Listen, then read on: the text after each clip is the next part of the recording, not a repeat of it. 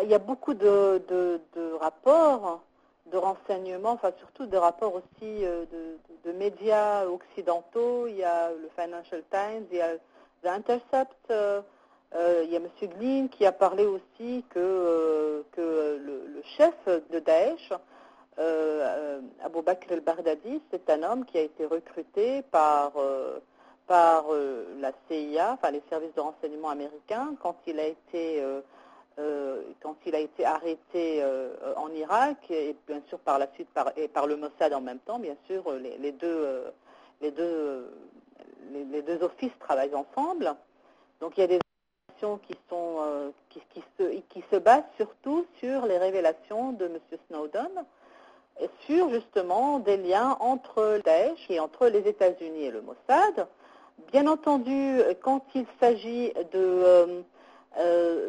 d'envoyer des hommes originaires de l'Arabie saoudite, ceux qui commettent le plus d'attentats suicides aux voitures piégées, il y en a beaucoup aussi qui sont des Saoudiens.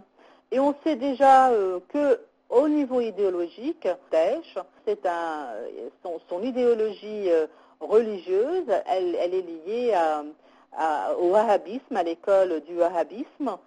On constate qu'il y a beaucoup actuellement aussi d'articles sur ce sujet. On constate que ce qui est actuellement mis en œuvre, exécuté en Irak et en Syrie aussi, donc on constate, on n'a pas besoin, bien sûr, on peut se poser la question de savoir pourquoi les Saouds ne revendiquent pas, pourquoi ils ne reconnaissent pas leur lien avec l'État islamique, parce que, bien sûr, ce n'est qu'à la fin qu'ils vont revendiquer, comme ce qui s'est passé d'ailleurs en Arabie. Il y a eu vraiment des massacres de population, il y a eu des destructions de mausolées, de lieux de culte en Arabie avant que les Saouds ne prennent le contrôle de cette région.